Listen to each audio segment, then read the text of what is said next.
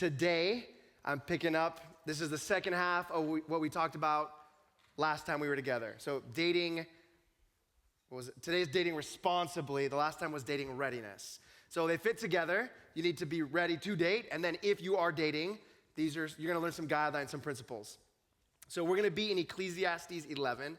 We're going OT, but I wanna start with a little story, or a contrast, pardon me. So if you have ever seen a Caucasian shepherd dog, you would have seen an animal that looks like a horse. Like, they are massive dogs. There are pictures of like average sized women, like, 5'6", 5'7", next to one of these dogs, and they look like children. Like, these animals are massive. Like, they can grow up to 250 pounds. They're huge. And Caucasian shepherd dogs they're native to like northern China, Eastern Europe, and they often use them for bear hunting.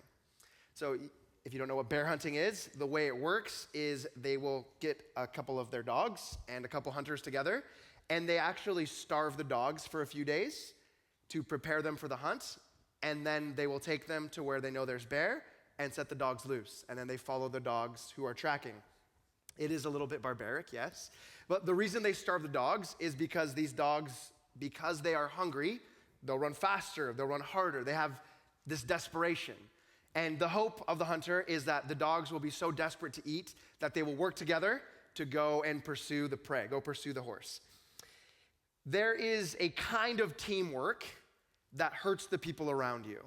I think the teamwork between a hunter and a Caucasian shepherd dog in this situation is not good teamwork. Yes, they're working together, but the hunter is purposefully inflicting pain on his dogs to make them do what he wants. That's bad teamwork. That's not what you want in a relationship. I want to compare this to an illustration that Mark Birch used however long ago he was here. It was like 6 weeks, wowzers. Long time, January 6th, or I guess a month, 5 weeks. He talked about horses, and horses are used to pull weight, obviously, and an individual Clydesdale horse, right? Like those big ones that they use in the Budweiser commercials, they can pull 6,000 pounds. That's a lot of weight. But when you pull a second horse, or when you attach them together, two horses, they actually pull 18,000 pounds. So there is a kind of teamwork that is good for the team. Both horses working together, egging each other along, end up pulling harder. They end up pulling more than they can do individually. Teamwork is not necessarily good. You have to have the right goals. You have to have the right values as you fit together in the pursuit of a goal. So what I would like to teach you today is what I'm gonna call sanctified ambition. When we speak of dating relationships, what attitude ought you have in that relationship? What I'll call sanctified ambition. And that, in a dating relationship, will help you pull together and will help you pull far more weight than you could pull on your own. I have a big idea for today, very simple. Life is meant to be spent. So what I want you to learn from Ecclesiastes 11 is life is meant to be spent, and then I want to take this principle and apply it specifically to dating relationships. So Ecclesiastes 11, we're going to do verses 1 to 4, but we're just going to cut it in half. So the first one is verses 1 to 2. My first point is spend your stuff. Ephesians 11, 1 and 2, it says this: cast your bread upon the waters, for you will find it after many days. Give a portion to 7 or even to 8, for you know not what disaster may happen on earth. If you have never read that verse in the Bible, I'm not surprised. It is in the middle of the Old Testament, and it is a bizarre sentence. It is not a phrase that we readily use. Raise your hand if you've ever told someone to cast their bread upon the water. That is a lie. It'll be a Coach and Connect moment. When we read Ecclesiastes, it is wisdom literature. It is written to people, and it was intended to make sense. The first audience that heard this phrase and learned something. They heard, oh, cast your bread upon the waters? Okay, I see you. They learned something from it. To us, it's so weird. But in the book of Ecclesiastes, this entire book is meant to teach people how to live. And it applies to all manner of things, to wealth, to work, to relationships, to faith. And when we get to chapter 11, in a 12-chapter book, almost at the end, the author of Ecclesiastes, King Solomon, he turns and he starts talking about money yet again. This phrase, cast your bread upon the waters, has been taken various ways by commentators, by interpreters of the Bible. There are some people who will look at it and they'll say, well, I think it's meant to be like a geographical reference. So in the ancient Near East, modern day Palestine and Israel, they didn't have a lot of rain. But there were places that were floodplain and the rivers would overflow. And then when the rivers receded, you would plant seed where the water had overflowed, and that dirt was really good. And you would have high yield of crops in that area. So casting your bread upon the waters means you cast your seed where water used to be. And in one sense, you're like, yeah, sure, I guess. But what is so compelling about that? What does that teach you about wealth? I don't really think that's what it means. The other way that people understand it is that it is involving trade. It's involving venture capitalism, if you will, making an investment into something. And I think this makes a little bit more sense. It's an odd expression, but it communicates the idea that to make money, you have to take risk. You cast your bread upon the waters. You hope that it works out. I am 31 years old, so ancient compared to some of you. And I remember when I was in elementary school, we played a computer game. This was on Windows 95, so some of you don't even know what that is. But Windows 95, there was this game called Oregon Trail. Did any of you play Oregon Trail? Yeah, that game was fire, right? I actually grew up in Oregon, so we loved this game. We were like, this is how we settled here.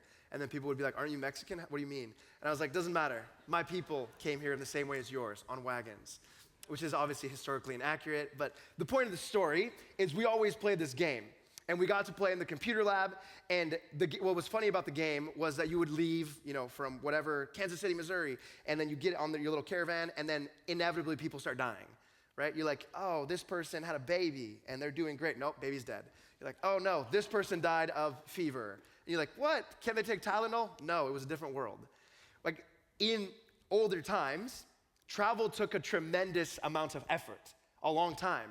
These groups of people, the game is based on a historical event. You would not arrive with the same people that you left. It would take you years to get there sometimes. So there would be different people. There would have been people who died and people who were born along the journey.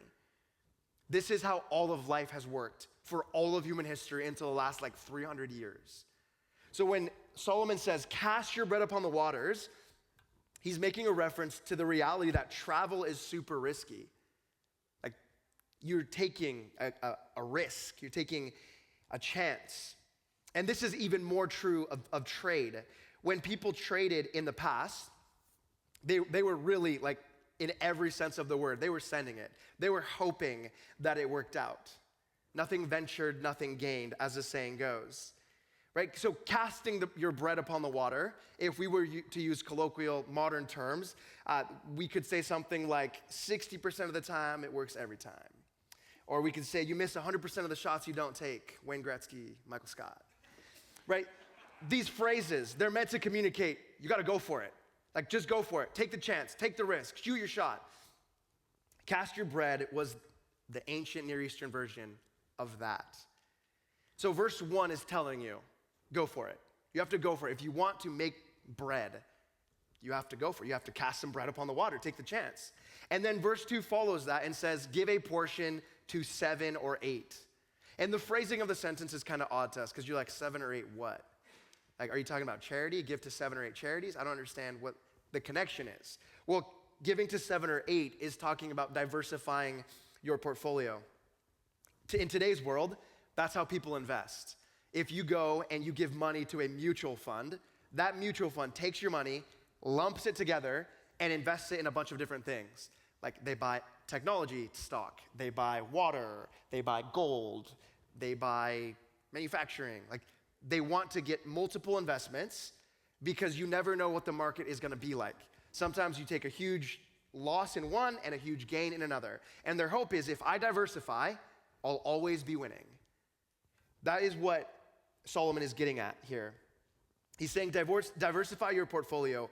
You have to send it. And the way it worked in their time was that you never sent just one trader.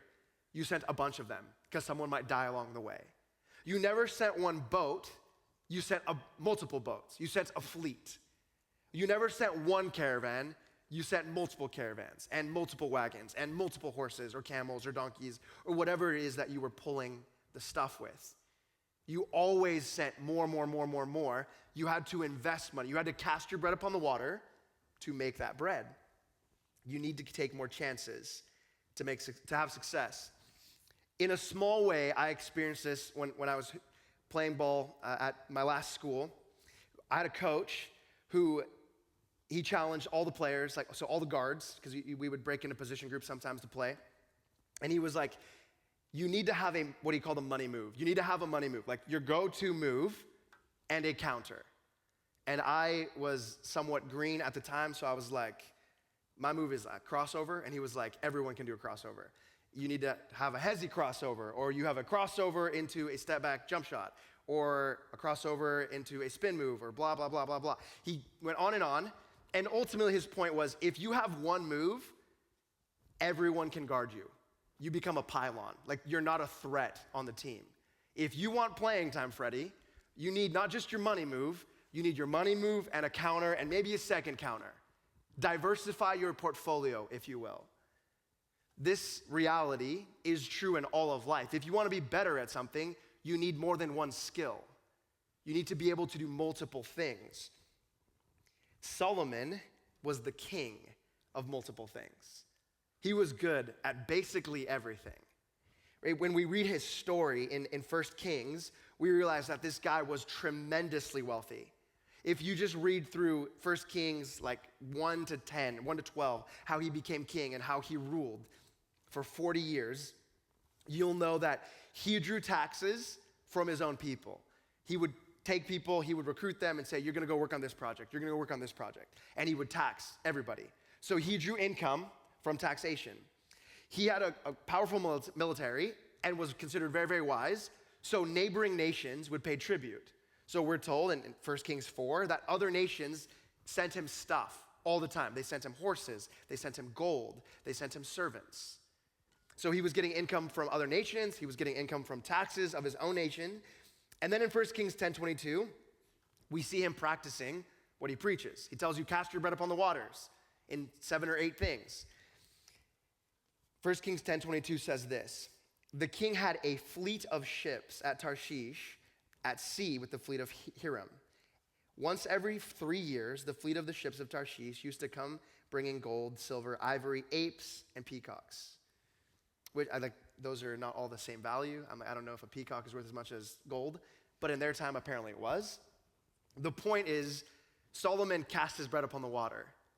He sent a fleet of ships, not just one, in case one got lost at sea. And he would go every 3 years. It didn't matter how much he already had.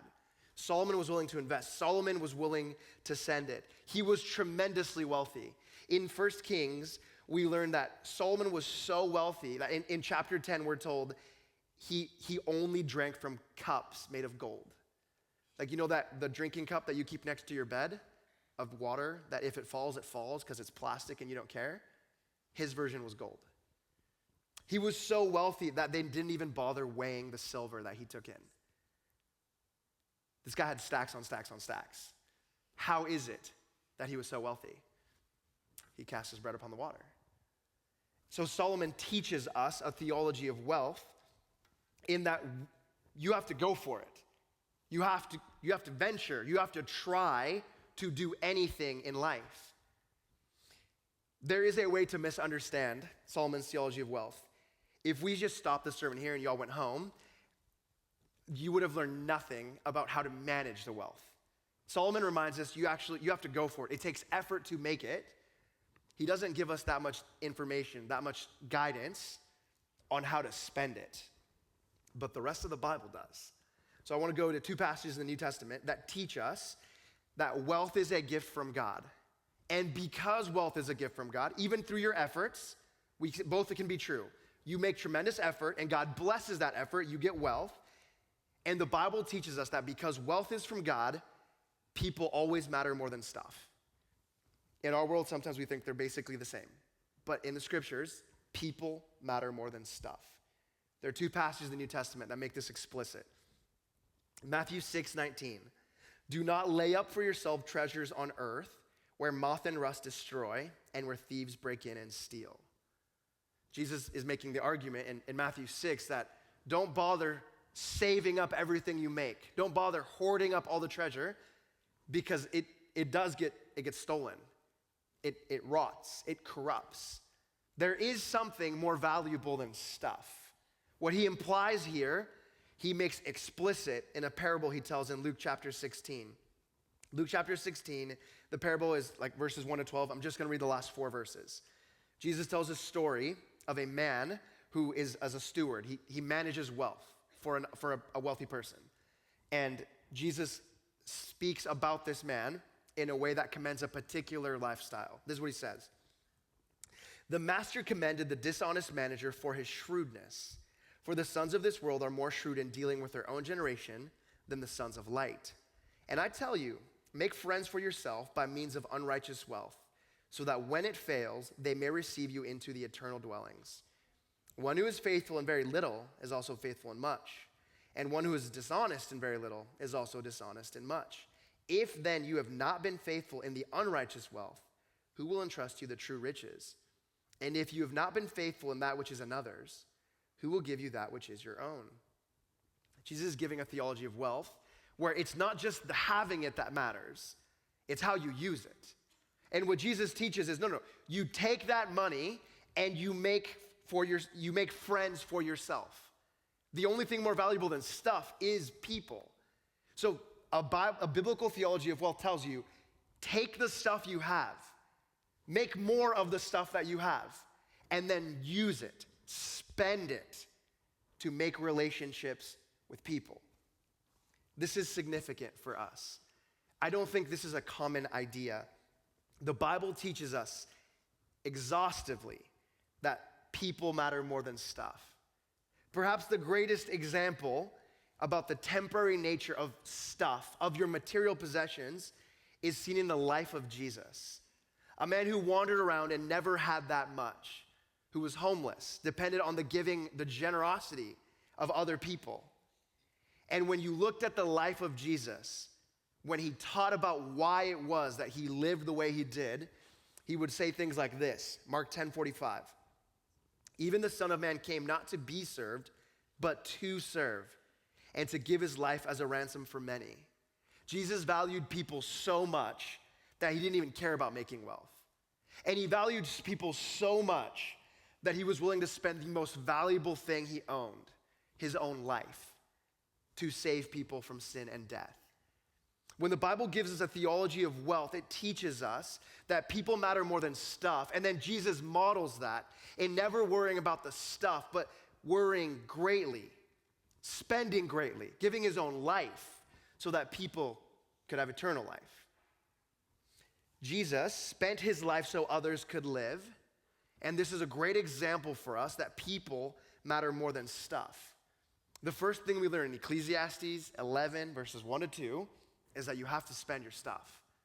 You have to spend the bread to make the bread. There's a second thing we learn. Second, you must find your hope. So we're going to read verses 3 and 4. Verses 3 and 4 say this. If the clouds are full of rain, they empty themselves on the earth. And if a tree falls to the south or to the north, in the place where the tree falls, there it will lie. He who observes the wind will not sow, and he who regards the clouds will not reap.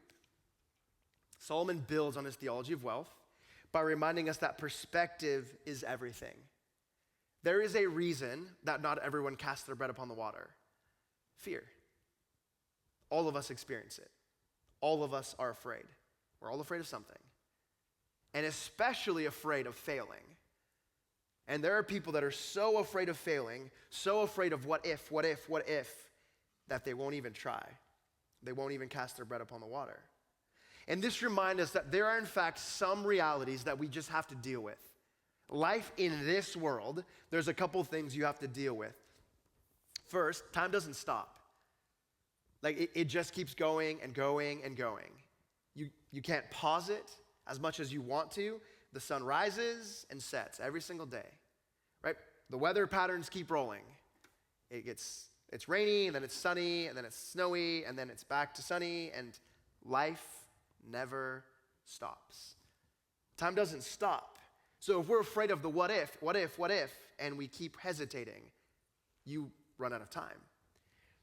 The other thing is that hard times don't stop. So it's not just that time doesn't stop, it's that hard times in particular don't stop. They don't seem to end.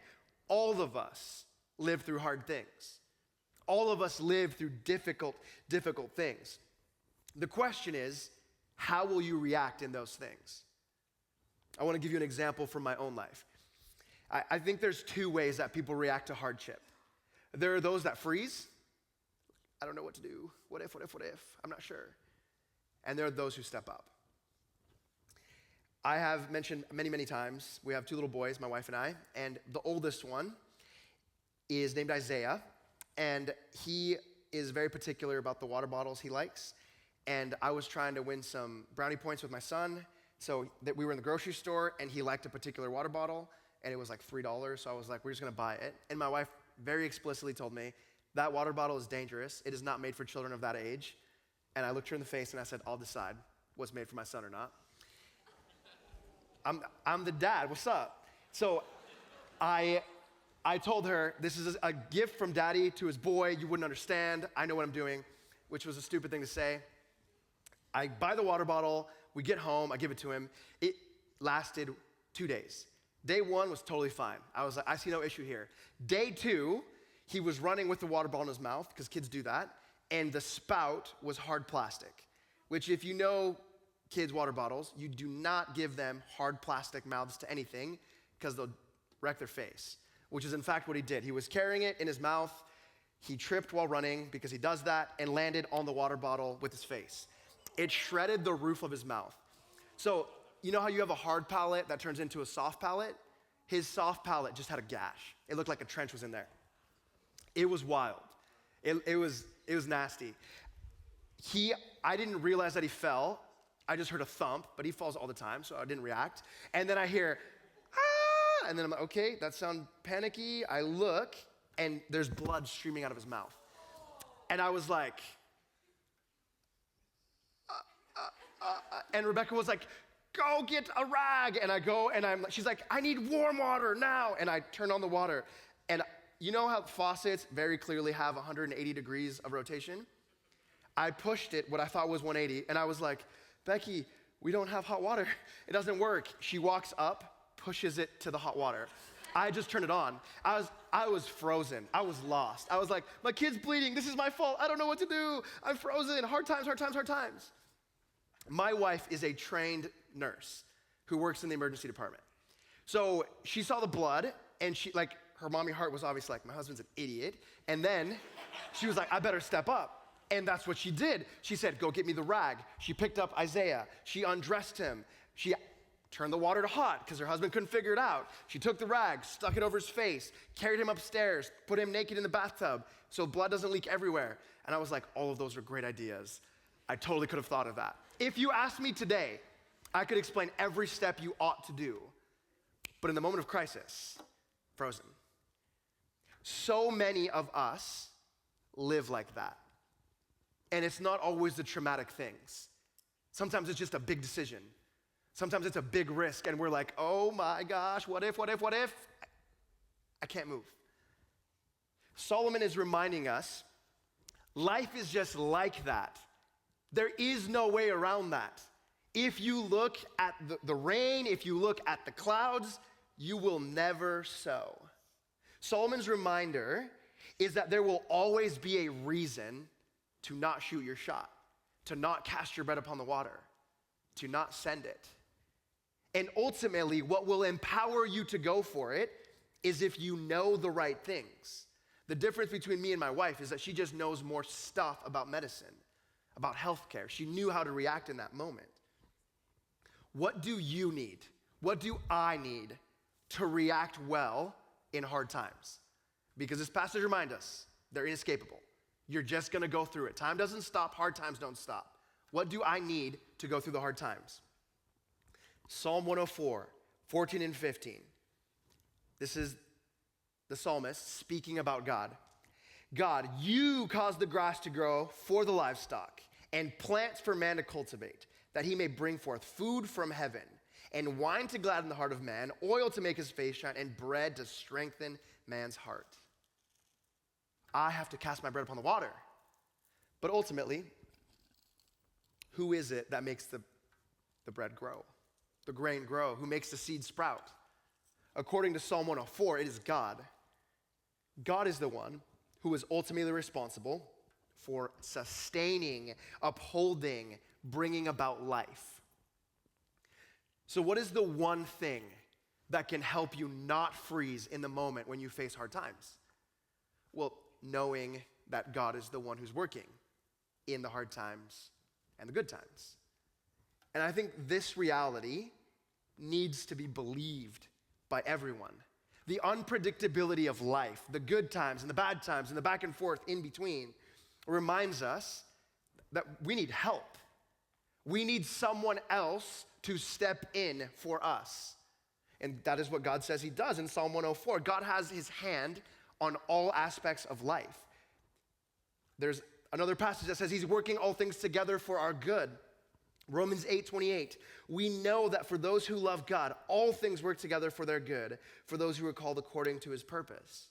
What Paul is saying in Romans 8 is that, no, if you trust in God, you can know that whether there's storm clouds, whether there's rain, whether there's sun, God is working for your good. You don't have to freeze. Just go for it, and it's going to work out. What we learn, not just from Ecclesiastes, but from the rest of the Bible, is that God is working so we can have hope. So I want to combine these two things. God is working and you can have hope, combined with cast your bread. You got to shoot your shot. Life is meant to be spent. If you combine these two ideas, we arrive at our third point, which is share your life. I want to read the whole passage one more time, and then I'm going to give you sanctified ambition applied directly to dating relationships. Ecclesiastes 11. Cast your bread upon the waters, for you will find it after many days. Give a portion to 7 or even to 8, for you know not what disaster may happen on earth. If the clouds are full of rain, they empty themselves on the earth. And if a tree falls to the south or to the north, in the place where the tree falls, there it will lie. He who observes the wind will not sow, and he who regards the clouds will not reap. In this passage, we see the merger of two complementary ideas. You have to go and get it. Like life is meant to be spent. Go for it. Cast your bread upon the water. And you need hope. You need a reason to not freeze. You need something that drives you, that gives you hope in the midst of the good and in the midst of the bad. If you combine these two things together, I think we see the principle of what I want to call sanctified ambition. This go for it, but with the right goals. This go for it, but be working for the good of other people. And if we're going to take this principle and apply it specifically to dating relationships, there are 3 rules that I want to share with you. Before that, I'm going to give you 2 disclaimers. I recognize that as we jump into dating, you're already thinking some things. You're like, is this guy know what he's talking about? Does this guy have anything good to say? What if I don't like what he says? Do I have to listen? There are things going on in your head. Maybe you've had horrible dating experiences and you're not ready to hear. Maybe you've never dated and you're like, I don't know if I want to take advice from you. You're like 31. I don't know what's going on in your head. So I want to give you 2 disclaimers. The first is we need a right understanding of dating. So before I can tell you anything about dating, I want to remind you, you don't actually need to date. You can date. It's good to date, but you don't need it. You need friends. You need relationship. You need people. But as to dating, dating is what we can call a privilege. It's not a necessity. You're welcome to do it, but it does not add or remove your humanity, what you actually are as a person made in the image of God. We need to understand that you don't need dating, you do need friendship. And on top of that, if you decide to jump into dating, dating is by nature meant to lead to something. The nature of relationships is that they are supposed to progress. Friendship leads to dating, leads to marriage. That's the trajectory. That's the design of what it is. Every relationship grows, it matures, it deepens. I'm going to use the example of Pokemon to show you. Pokemon can teach us lots. All right. When you first start playing Pokemon, if you remember way back in the day, Pokemon Yellow or Red or Blue, whatever it was. I don't even remember. It's been a long time. But you could pick your little character, and everyone started with Charmander or Squirtle or Pikachu. And if you played the game for 10 hours, 50 hours, 1,000 hours, if you still have the Charmander after 100 hours of the game, my conclusion is that you stink at the game. The point of playing the game is to help the Charmander get the experience points he needs to grow into a Charmeleon, come on, and a Charizard. I know some stuff. Yeah, I'm well versed. Thank you. You're too kind. Stop it. If you start with a Squirtle, you want the Wartortle, you want the Blastoise. Like, these animals are meant to grow. They're meant to progress. The whole point of being the Pokemon trainer is that you mature the creature. Dating relationships are like that. You start a relationship with a person, and the person is supposed to mature. Your relationship is supposed to mature. If you're 100 hours in and it's the exact same relationship, you might not be good at the relationship. It might not be the right relationship. You need to know some things about dating. You need to believe the right things. You don't need to date. You do need friends. And if you are dating, it is meant to lead to something. There are correct things to believe about what dating is. And my second disclaimer is we need the right attitude. I think even if we believe the right things, right? Like, it's not an ultimate thing. I don't need to date, but I want to. And yes, you're right, it's going to progress to something. We tend to be either really high or really low in our attitude about what dating is. We're really cynical or we're super romantic, right? We don't shoot the middle. We're at the extremes. We say things like, no.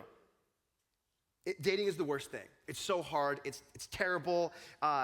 The reality is, like, dating can be hard. It takes effort to build a relationship with someone, but it's not always hard. It's not always horrible. It's not always bad. It can be fun. It should be fun. Or we go on the opposite, and we're like, no. Dating is literally the best thing. If I'm not dating, or if I'm dating someone and we break up, I need a new boyfriend or a new girlfriend, literally 24 hours from the moment I broke up, because it is the best thing. I'm like, that's not true. You need friends. Everyone needs friends, but it's not the best thing. It's not the worst thing. Or people use different language. It is the most important thing. That is the only question I will ever ask anyone. Are you dating? Like, that's weird. You don't even know my name. But okay. We ask people all the time, you're dating? Are you guys going to get married? We've been together 3 days, bro. Relax.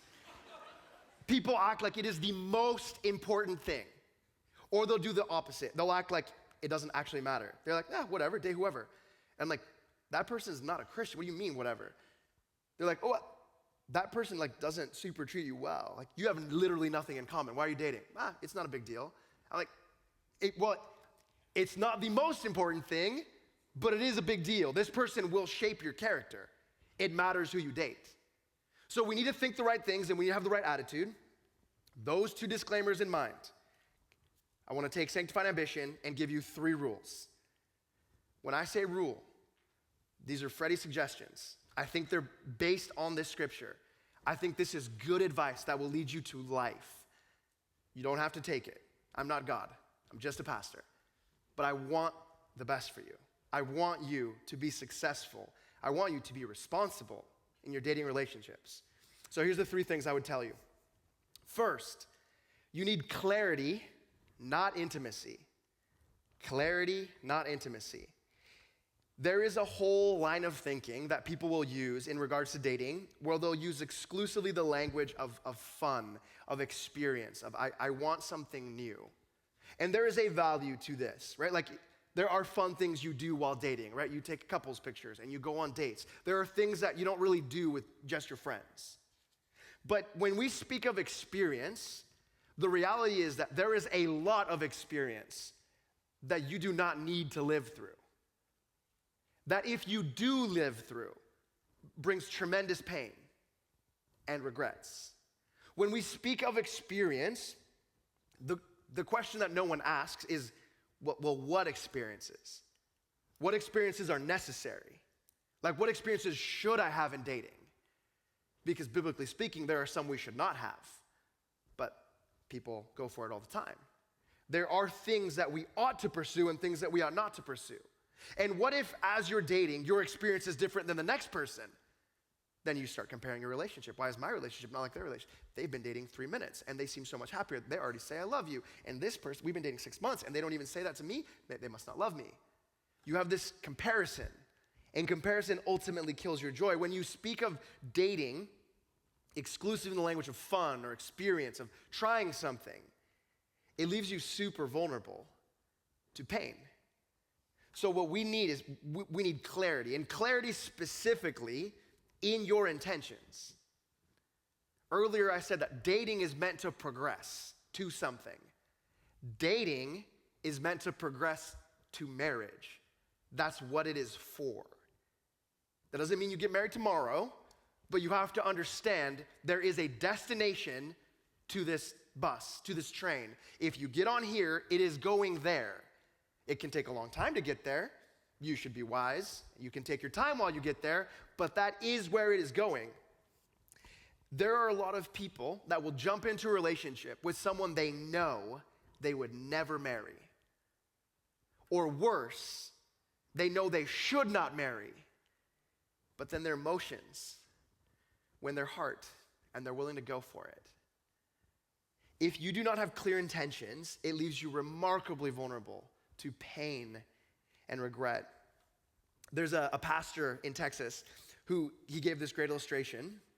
He says, dating without the intent to marry is like going to the grocery store with no money. You either leave unhappy or you take something that's not yours. Dating has a purpose. You need to have clear intentions as you jump into dating. And on top of good intentions, or clear intentions, you need clear boundaries. This is the reality of what dating is. So much of the awkwardness of relationships is due to the fact that people don't set or do not respect any kind of boundaries in their relationship. Boundaries, of course, does mean the physical, but it goes beyond the physical to the emotional and even to the spiritual. When we look at relationships that have dissolved, one of the main reasons that things are awkward is because the other person knows you too well. You date someone, and you date someone for, let's say, a year or 2 years, and then you look at that relationship and you're like, I don't like being in the same room as them. They know everything about me. Like my highest highs, my lowest lows, my biggest fears, my biggest dreams. We've been physically intimate. So they know things, not just about me, but they've seen me. They know me and they see me, and it feels weird to be around them. They know more of me than I wish that they did. When we, in a dating relationship, pursue not clarity, but intimacy, it leaves us remarkably vulnerable. These boundaries are not meant to ruin your fun. They're not meant to ruin your experience. They're meant to protect you. That's what boundaries do. We put up fences to protect what's inside, not to keep things out. So I want to give you 3 examples. These are 3 examples of boundaries in the physical and the emotional and the spiritual. Physical boundaries. When you are dating someone, I think it is wise to hold hands while dating and kiss when engaged. Now, I recognize that is remarkably rigid. And there are some of you who are thinking, that's BS, bro. I would never do that. There's nothing wrong with kissing. It's not a sin. And you're right. I'm not telling you it is a sin. You have to hear what I'm saying. I'm saying if you want to date responsibly, what kind of boundaries what could you enact that would protect you from shame, from fear, from regrets? I think you could hold hands while dating and kiss while engaged.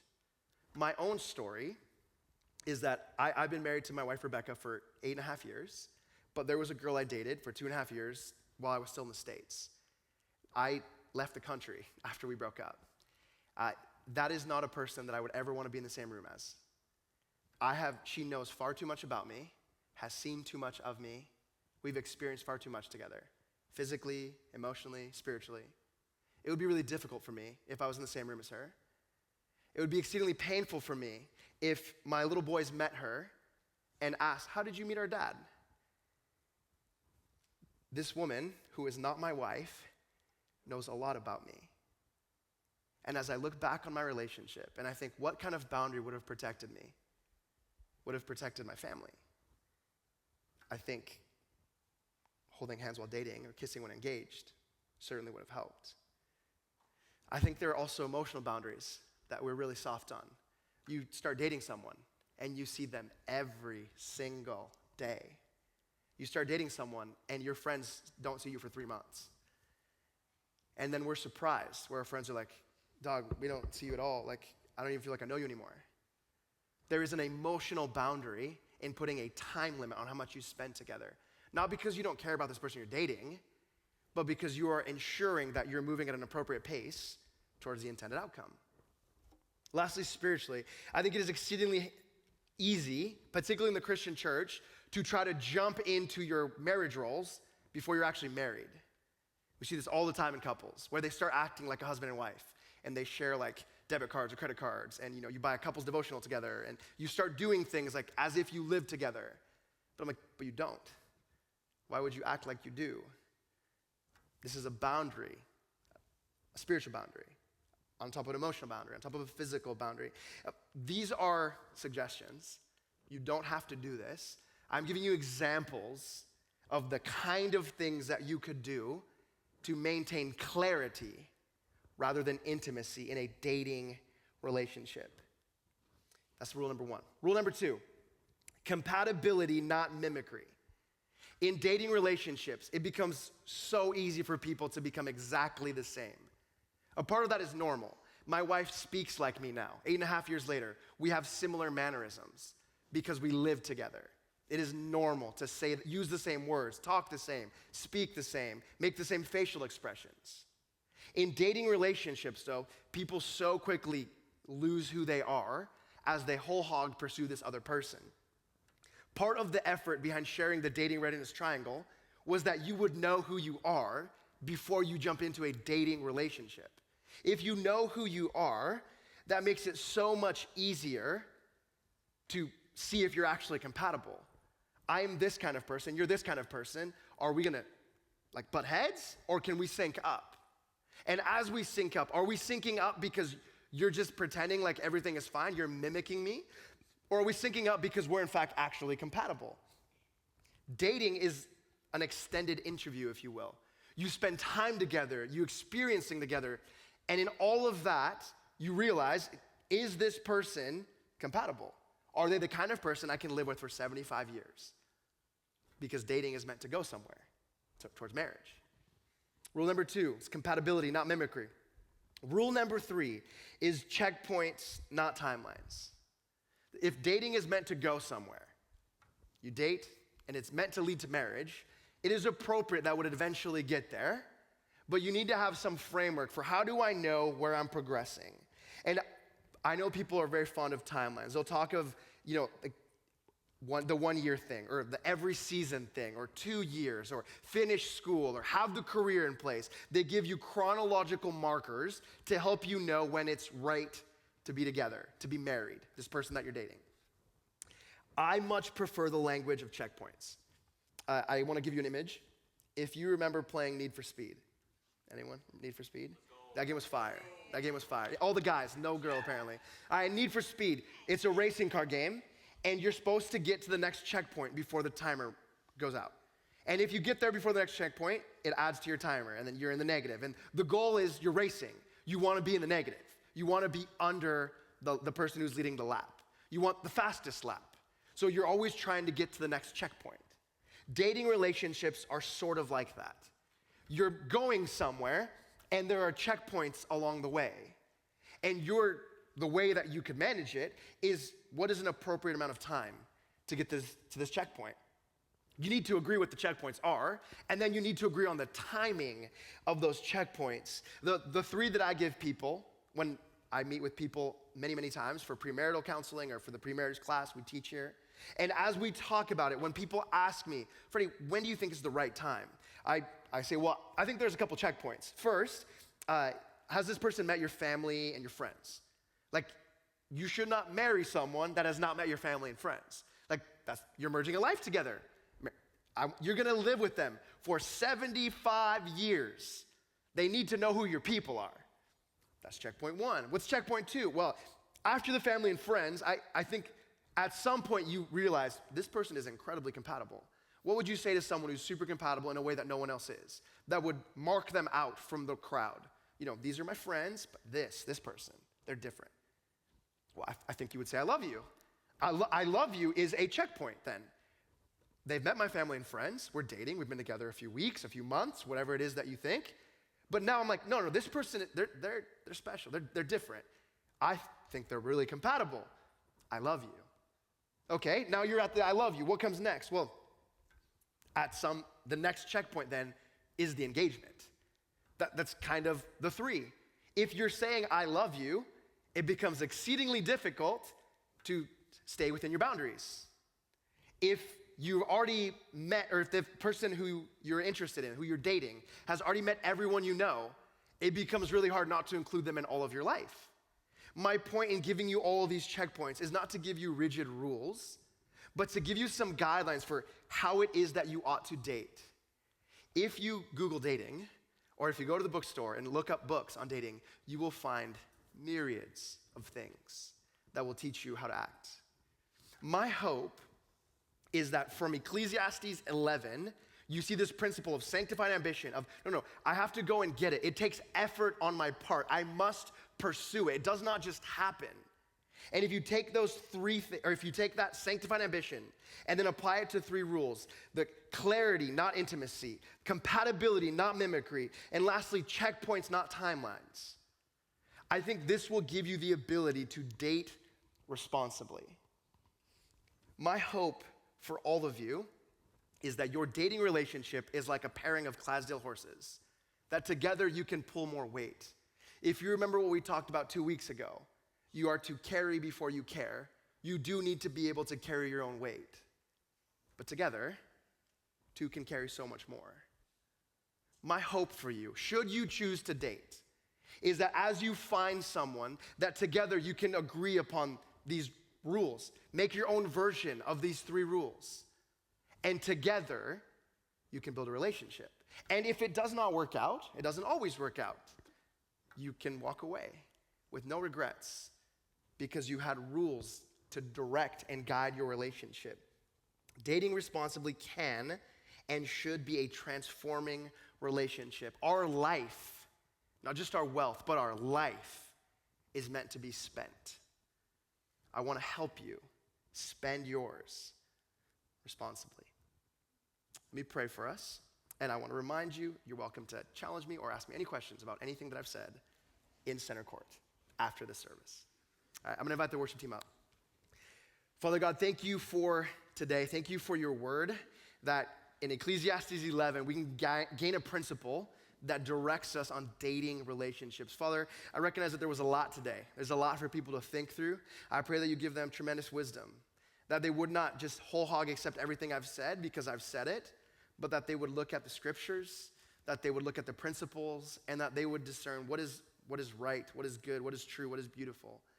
Father, every person here needs to know you. Every person here needs good, healthy friendships. I pray that they find that here. And should they choose to date, Father, I pray that you help them date responsibly. I ask this in the name of Jesus. Amen.